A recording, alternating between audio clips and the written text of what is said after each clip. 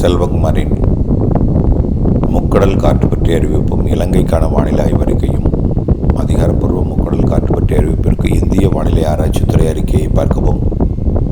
2025 April 14 இனிய சித்திரை 1 தமிழ் புத்தாண்டிலே அனைவரையும் வணங்கி மகிழ்ந்து முக்கடல் காற்று பற்றிய அறிவிப்பை முதலில் சமர்ப்பிக்கிறேன். தற்பொழுது முக்கடலிலும் எந்தவித அச்சுறுத்தல் கொடுக்கக்கூடிய காற்றும் இல்லை. காற்று சுழற்சி ஆந்திர பிரதேச கடலோர பகுதிகளில் வளிமண்டலத்தில் கீழடுக்கில் நீடித்து கொண்டிருக்கிற காரணத்தினால ஆந்திர பிரதேசம் ஒடிசா கடலோரத்தில் மட்டும் கொஞ்சம் எடை குறைந்த படகுக்கு அச்சுறுத்தல் கொடுக்கும் காற்று இருக்கிறது. இது தமிழ்நாட்டின் கடலோர பகுதிகள் வழியாக, டெல்டா மாவட்டங்கள் தெற்கு பகுதி வழியாக, ராமேஸ்வரம் வழியாக, புதுக்கோட்டை கடலோரம் வழியாக, தூத்துக்குடி கன்னியாகுமரி முனை வழியாக ஈர்க்கக்கூடிய காற்றை சற்று குறைத்திருக்கிறது. அதாவது தெற்கு திசையிலிருந்து வடக்கு திசை நோக்கி பயணிக்கக்கூடிய காற்று மாலை நேரத்தில் கிழக்கிலிருந்து மேற்கு நோக்கி நுழையக்கூடிய காற்றோட வேகம் சற்று குறைந்திருக்கும்னு ஏற்கனவே அறிவித்திருக்கிறோம். இந்த தெற்கு திசை காற்று வேகம் 17ஆம் தேதி வரைக்கும் குறைந்திருக்கும். இதனால் அச்சுறுத்தல் காற்று ஏதும் இல்லை. அதே நேரத்தில் 17ஆம் தேதி மாலைக்கு பிறகு 18ஆம் தேதியிலிருந்து ஒடிசா, மேற்கு வங்கம், பீகார், ஜார்க்கண்ட் பகுதியில் காற்று சுழற்சி அமைய இருக்கிற காரணத்தினால எப்பொழுது வடக்கு வங்க கடற்பகுதி அதனை ஒட்டியுள்ள மாநில பகுதிகளில் தரைப்பகுதிகளில் உருவாகக்கூடிய காற்று சுழற்சி, தாழ்வு சுழற்சிகள் தெற்கு காற்றை ஈர்க்கும் என்பதன் காரணமாக வரக்கூடிய 18ஆம் தேதியிலிருந்து தொடர்ந்து 2 மாதங்களுக்கு காற்று இருந்து கொண்டே இருக்கும்.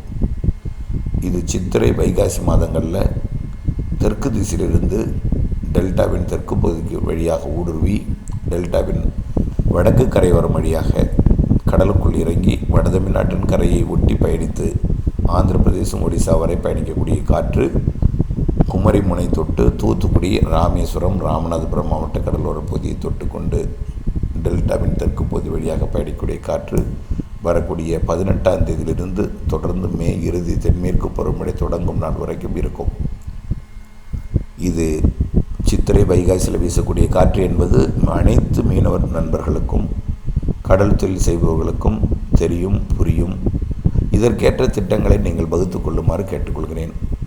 பொதுவாக இந்த சித்திரை வைகாசியில் தொண்டியக்காடு, கோடியக்கரை மற்றும் அதனை ஒட்டியுள்ள பகுதிகள் எல்லாமே மல்லிப்பட்டினம், சேதுவாவச்சத்திரம், ராமேஸ்வரம், தனுஷ்கோடி, மண்டபம், அப்படியே தலைமன்னார், இலங்கையோட யாழ்ப்பாணம், நெடுந்தீவு பகுதி, இங்கெல்லாம் தூத்துக்குடி கடலோர பகுதி, இங்கெல்லாம் வலுவான காற்று, தெற்கு திசை காற்று இருக்கும் 18ஆம் தேதியிலிருந்து.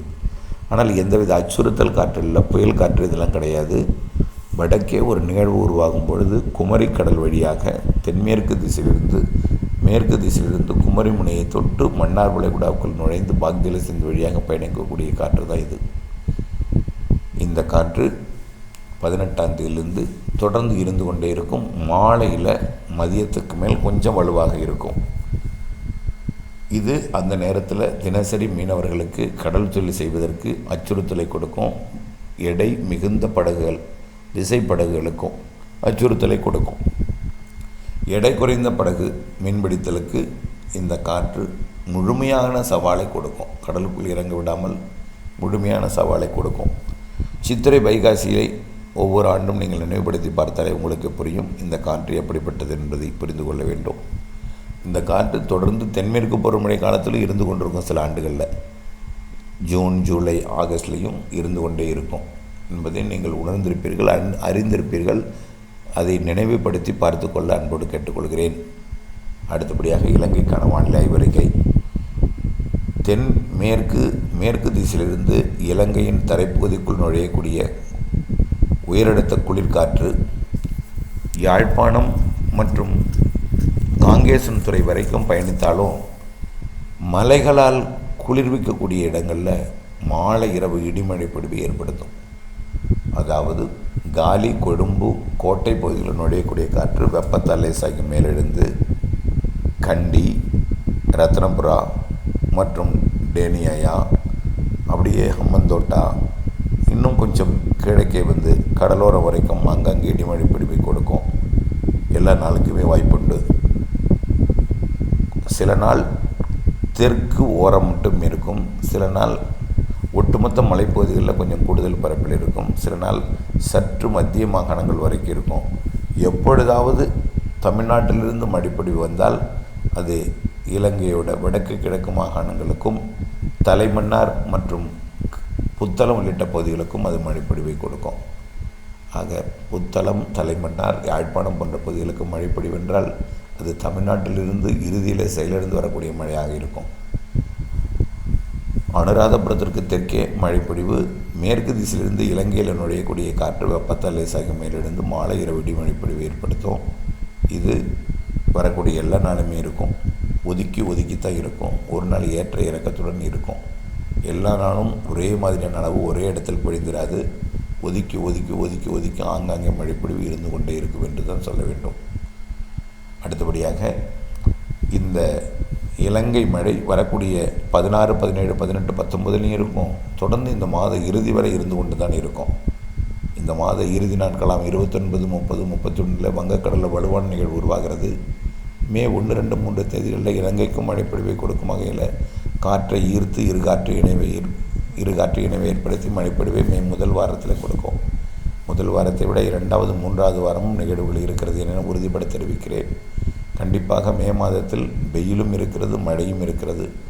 வெயிலை பொறுத்த வரைக்கும் சராசரி வெயில், மழையை பொறுத்த வரைக்கும் சராசரிக்கு கூடுதல் மழை இருக்குது. கண்டிப்பாக மே மாத இறுதி நாட்களிலே தென்மேற்கு பருவமழை இலங்கைக்கு தொடங்கும். மே மாத இறுதி நாட்கள்னால் 29, 30, 31 தேதிக்குள் தென்மேற்கு பருவமழை இலங்கையில் தொடங்கும். தொடக்கமே பலத்த மழை இருக்கும். தொடக்கமே அணைகளை நிரப்பும் மழையாக இருக்கும். ஆரம்பமே ஒரு நிகழ்வால் தொடங்கும் என்று எதிர்பார்க்கப்படுகிறது. ஆகவே கண்டிப்பாக இந்த ஆண்டு தென்மேற்கு பருவமழை முன்கூட்டியே தொடங்கி முன்கூட்டியே அணைகளை நிரப்பும். விவசாயத்திற்கு செழிப்பை ஏற்படுத்தக்கூடிய, பொருளாதாரத்தை உயர்த்தக்கூடிய அளவில் மழைப்பொழிவுகள் இருக்கும். வடகிழக்கு பருவமழையை பொறுத்த வரைக்கும் சராசரிக்கு மிகுதியாக இருக்கும். சிறு நிகழ்வும் அதிக மழை தரும், வலுவான நிகழ்வும் உண்டு. இது சராசரிக்கு கூடுதல் மழைப்பொழிவு தென்மேற்கு பருவமழையில் பொழிந்தாலும் வழக்கமாக காற்றுப்பகுதியில் மழை இருக்காது. இந்த ஆண்டு காற்றுப்பகுதியிலையும் மழை இருக்கும்.